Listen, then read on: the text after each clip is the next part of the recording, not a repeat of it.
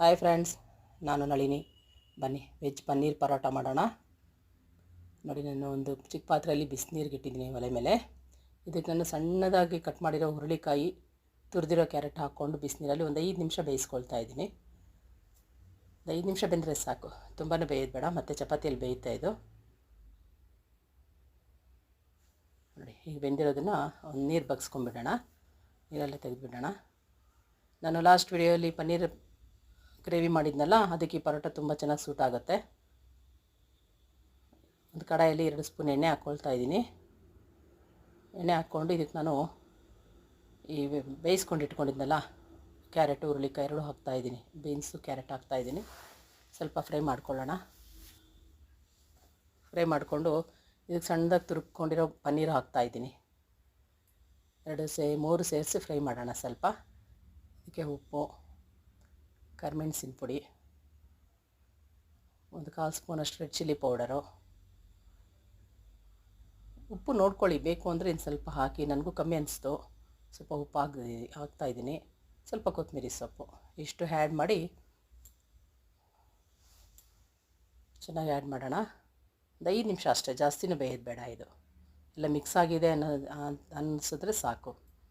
ಎಲ್ಲ ಮಿಕ್ಸ್ ಆಗಿದೆ, paneer, beans, carrot, ಕೊತ್ತಂಬರಿ ಸೊಪ್ಪು ಎಲ್ಲ.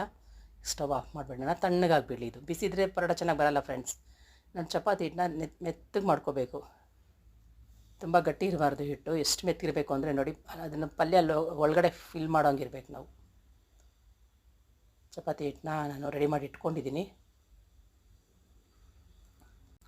ನೋಡೋಣ, ಸ್ಟಫ್ ಮಾಡಿ ಇಲ್ಲ ಕ್ಲೋಸ್ ಮಾಡ್ತಾಯಿದ್ದೀನಿ ಡ್ರೈ ಪೌಡ್ರ್ ಹಾಕ್ಕೊಂಡು.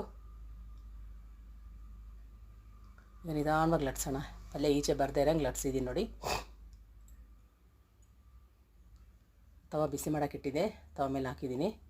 2 ಕಡೆಯೂ ಎಣ್ಣೆ ಅಪ್ಲೈ ಮಾಡಿಕೊಂಡು ಬ್ರಷಲ್ಲಿ 2 ಕಡೆ ಚೆನ್ನಾಗಿ ಫ್ರೈ ಮಾಡ್ಕೊಳ್ಳೋಣ ಚಪಾತಿ ಪರೋಟನ.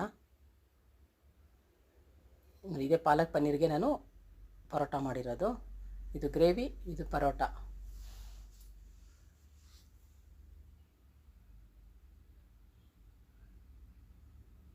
ನೋಡಿ, 2 ಕಡೆಯೂ ಚೆನ್ನಾಗಿ ಸುಟ್ಕೊಳ್ಳೋಣ.